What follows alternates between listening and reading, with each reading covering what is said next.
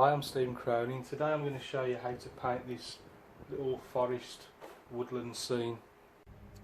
Here I've got like a path, well lit path, snaking its way through the woods to our little couple, the focal point of the scene, walking off into the light beyond.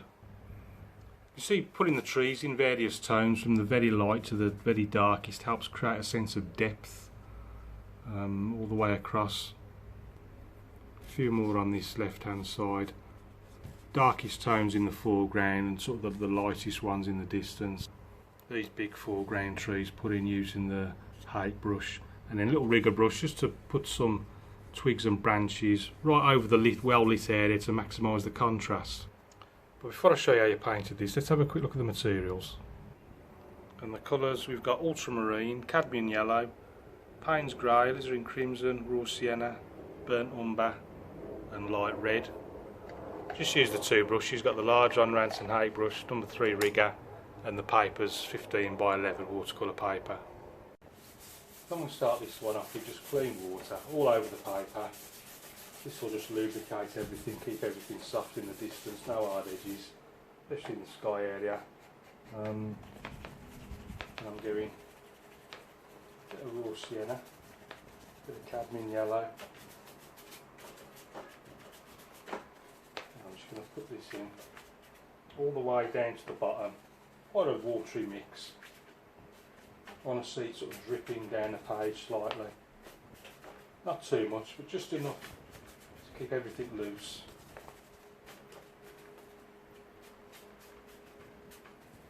Just a touch of ultramarine in there as well, just sort of change the flavour of these greens. A little bit darker. And once I've got all the way down to the bottom, I'm going to start again at the top and put in some darker, sort of shady areas. So I've just done that by a bit of cadmium yellow, ultramarine, all over this side.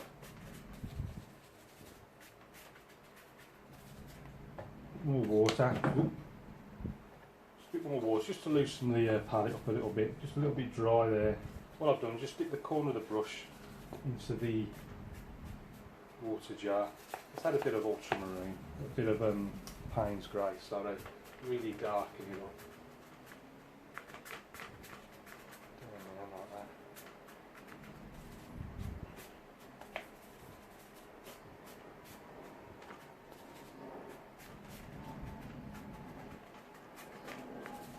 More dark in this area.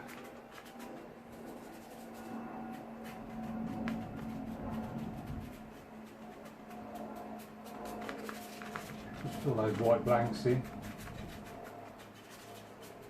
And what I'm going to do is switch to the little rigger brush first. Just get a bit of water on there because the brush dries out very, very quickly, the rigger brush, compared to the hake.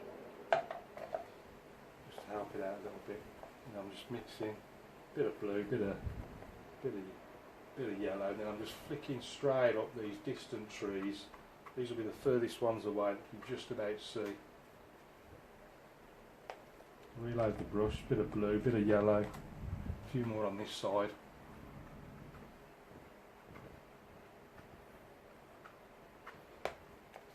Reload the brush.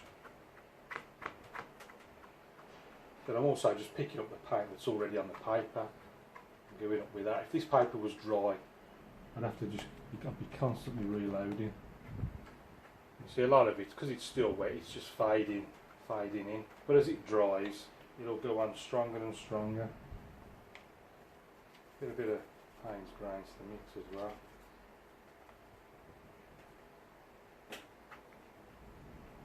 So these are the furthest ones away. So what I'm going to do next, let's put on, first I'm going to just pull the paper aside. Paper stretched a little bit, so I just want it flat against this board, just 9mm piece of plywood, and I'll be good to go again. So, back. I'm going back to the height brush, and this time I'm going to put them in a bit thicker. I'm just going to use a chisel edged hake. I'm just going to get a bit of yellow, a bit of blue, a bit of black, maybe even a bit of brown as well. Don't want too much water because the paper's already wet.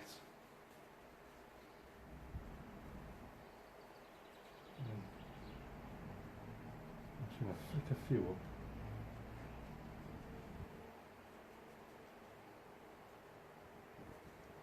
Let's bring these down a little bit lower.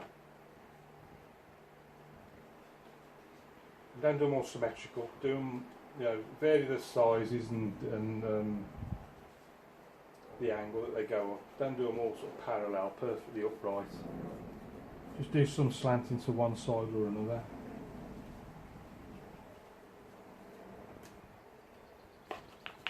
Brown, I think. Just a few on this side as well.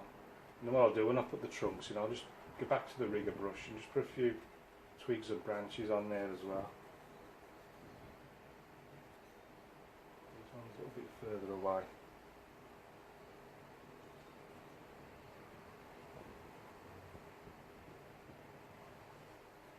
It's slightly higher up the paper. I should have done this layout. I've done this done it slightly backwards.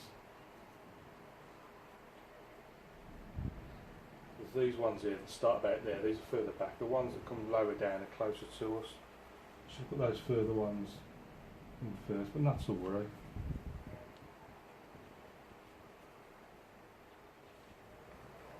Let's switch to the bigger brush. Let's just put a few little twigs and things on them. A few branches going. A few up, few down, a few left, a few right. They're sort of growing all over the place. A few cutting across into these lit areas. More paint on the brush, and then what I'll do is a bit of dry brush hake to put on a bit of foliage here and there. Right, let's clean this hake brush. That's all I'm doing. I'm just squeezing the water out, and then the excess, whatever's left, I'll take out on the tea towel. Might work better if this is a little bit drier.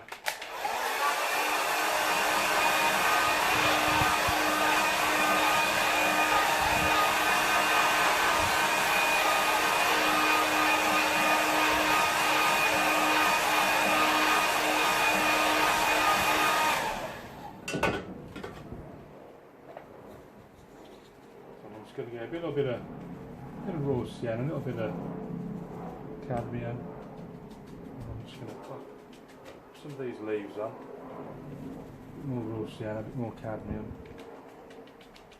A few leaves here and there.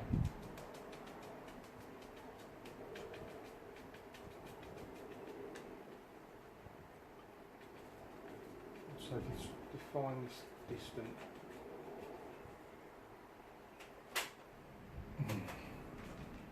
I did that a little bit higher than I wanted to. It's not to worry. It's not the end of the world. It's just to find where this path is. Something.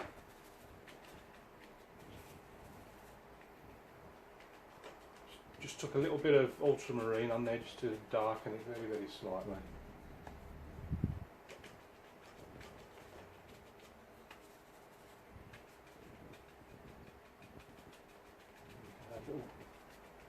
Going to swing down there slightly.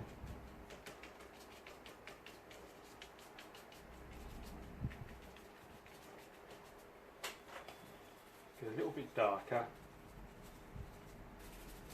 So just a bit of ultramarine, bit of cadmium yellow, bit of Payne's grey.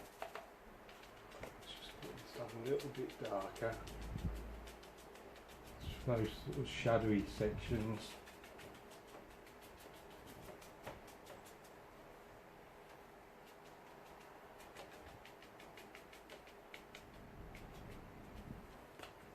And now what I need next is, I think I'm going to put some shadows in next. So I'm just going to go a bit of brown, a bit of red, a bit of blue. A sort of nice shadowy colour.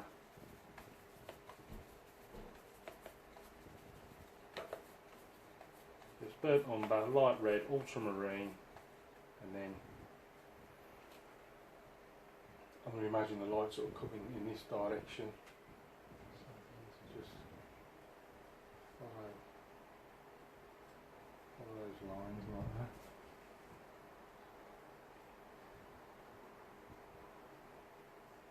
Got the bigger ones there.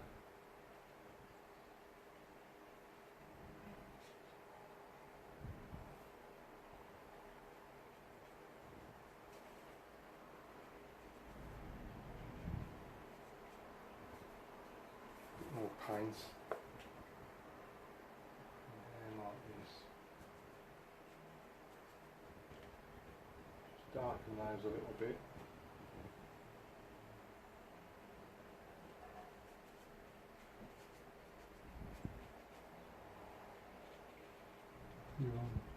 Slightly further back. A few little shadows. And we also want. I've also got some big shadow sections behind here, I think.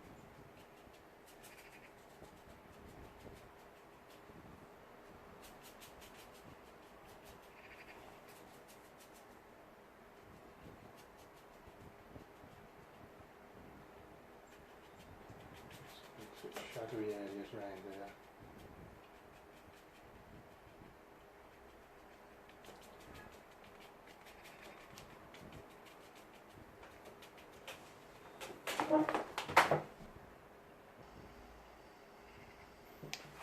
Now what I want to do next, I want to put some foreground trees in there. So I want, this will be the thickest mix of the lot. I'm just going to go a bit of brown, a bit of blue, a little bit of green in there. So I want lots of paint, big thick mix, burnt umber, ultramarine, a little bit of cadmium yellow in there as well.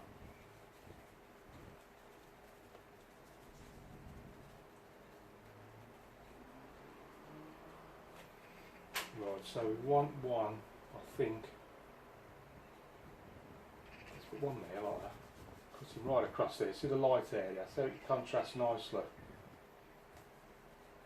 So another one up there, one just there, let's put one cutting across there like that. Now this one on this side, I want slightly closer, so I'm going to go one there, and I'm going to have a big one going up there, and that one right the way down.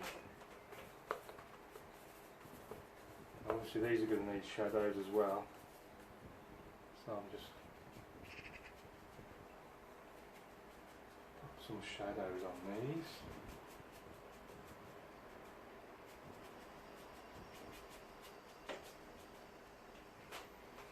Maybe just a few little branches here and there. Switch to a little brush. So we'll see. Always works better. Remember, light against dark. I'm just doing burnt umber, ultramarine, and just cutting straight down there across that little bit.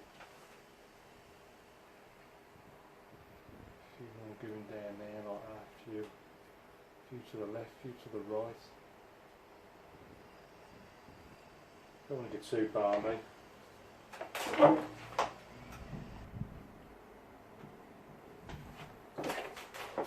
I think what we need now is a little focal point, so I'm thinking a little couple walking into the distance, I think. So switch to the rigger brush. I'm going to start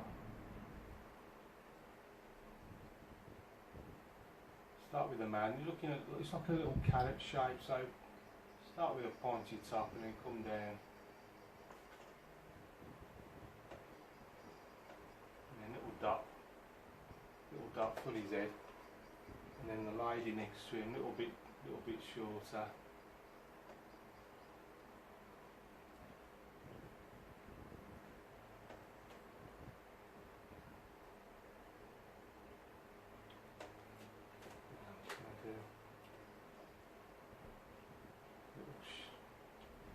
Shadow coming off those something like so. Little bird. line through the trees, and then all I'm going to do now is just put my name in the corner.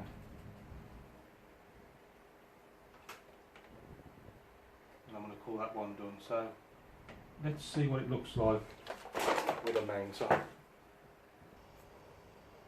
So this is our painting with the mount on. And the first thing that strikes me, I think I've left this bit too open, this lit area down the middle. I think there's too much white. I'd like to have got this just a lot narrower.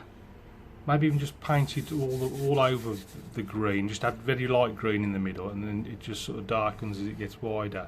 Continue that all the way down, I think, again here. Possibly might even have been better with like a sweep of the brush, some sort of colour in there. But starting with the trees, you can see the faintest ones put in there, really light tone. You can see how they contrast nicely against the ones in the foreground using the darker tones. Really helps push those back, helps create a sense of depth. I've tried to continue that all the way across. Some more on the left hand side here, sort of lighter tones right at the back like this, and then coming forward gradually, darker and darker until you get the great big thick mix in these foreground trees, sort of framing the path. And then once the main trunks are in, just put in some little twigs and branches there, deliberately pushing them here into this lit area just to get the maximum amount of contrast. To try and help with this sense of light, we've got shadows coming through from the trunks throughout the forest. In the foreground, our path sort of snakes through to our focal point of our little couple walking off into the light. Well, that's it for today's painting. I hope you enjoyed that. Don't forget to keep painting along with me. Very best of luck to you, and I'll see you again soon.